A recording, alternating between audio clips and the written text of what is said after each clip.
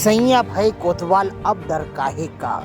खंडवा में शायद जितने भी डाकू डकैत और ठगोरे हैं, इन लोगों को यदि किसी का संरक्षण प्राप्त है तो शायद उन कर्तव्यनिष्ठ अधिकारियों का, उन नेताओं का जिनके भाग्य के भरोसे खंडवा की तकदीर लिखी जा रही है।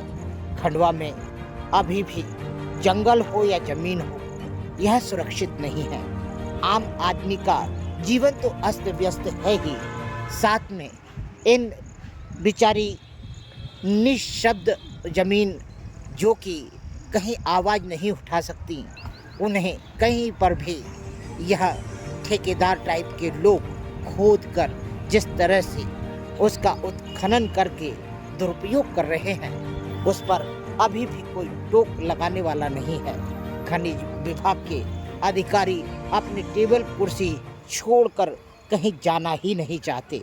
खंडवा में आज देखने जाइए तो कई जगह ऐसी दिखेंगी जहां खोद कर तालाब से दुगना गड्ढा कर डाला है।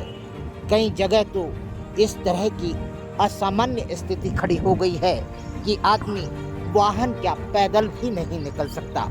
खंडवा में आसपास में ही शहरी इलाके के बसे हुए पास के ग्रामीण क्षेत्रों में ही जिस तरह से जमीनों का उत्खनन किया जा रहा है, उस पर यदि खनिज विभाग के अधिकारी को बताया जाए तो उनका कहना है कि आप वीडियो बनाए, सबूत लाएं, इसके बाद होगी कार्रवाई। खंडवा में आए दिन चारों तरफ जमीनों को खोद कर सुरंग बना डाला है। इन माफियाओं ने, इन मिट्टी चोरों ने, इन गिट्टी चोरों ने, इन मुर्रम के चोरों ने। खंडवा में अभी भी चारों तरफ चाहे जंगल हो या ज़मीन हो, यह सुरक्षित नहीं है। कारण जो जमे हुए अधिकारी हैं वह ना तो कुर्सी से हटना चाहते हैं और ना ही शासन इन्हें बदलने की कोई प्रक्रिया ही कर रहा है। तभी तो यह बिंदास टेबल कुर्सी तोड़ते हुए केवल शासन की तनख्वाह खाने में लगे हुए हैं।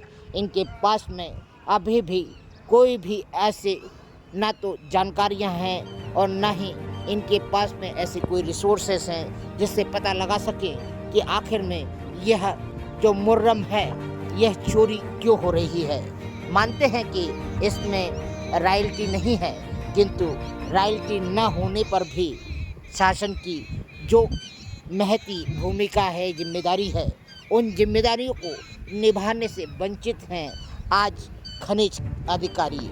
आखिर में क्या बात है, क्यों इस तरह से खुले आम चोर सीना चोरी कर कर जमीन और जहाँ के उपज वन हैं उनको उजाड़ रहा है, मगर शासन से लेकर नेता भी मौन बैठे हैं।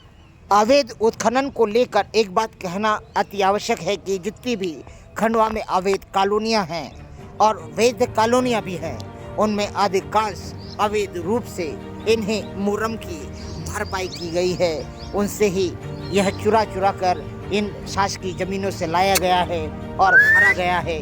कुछ तो ईमानदार कॉलोनाइजर हैं जो कि वाकई रॉयल्टी देकर अपनी कॉलोनियाँ डेवलप कर रहे हैं, मगर अधिकांश की तो हालत यही है कि अवैध तरीके से बनाए हुए कॉलोनी में अवैध तरीके से यह हर वह खनिज सामग्री, चाहे मुर्रम हो, गिट्टी हो या मिट्टी हो, यह सब लाकर पिरो दे रहे हैं। क्योंकि सैया भाई कोतवाल तो अब डर काहे का।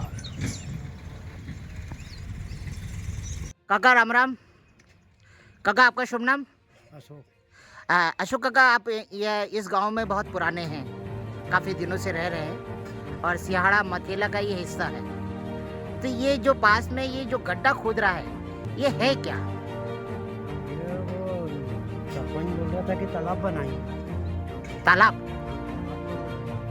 काका मगर तालाब तो एक स्टैंडर्ड का रहता है, एक स्तर का रहता है, ये तो पूरा गड्ढा ही खोदे जा रहे हैं ये लोग तो। ये सर अपने को तो कुछ नॉलेज नहीं है इसका, खाली वो सरपंच जो आए थे बात कर रहे थे। हाँ तो अपने को मालूम है, अपन भी खड़े होकर सुन ले। ठीक ठीक ठीक ठीक ठीक, सही बात है।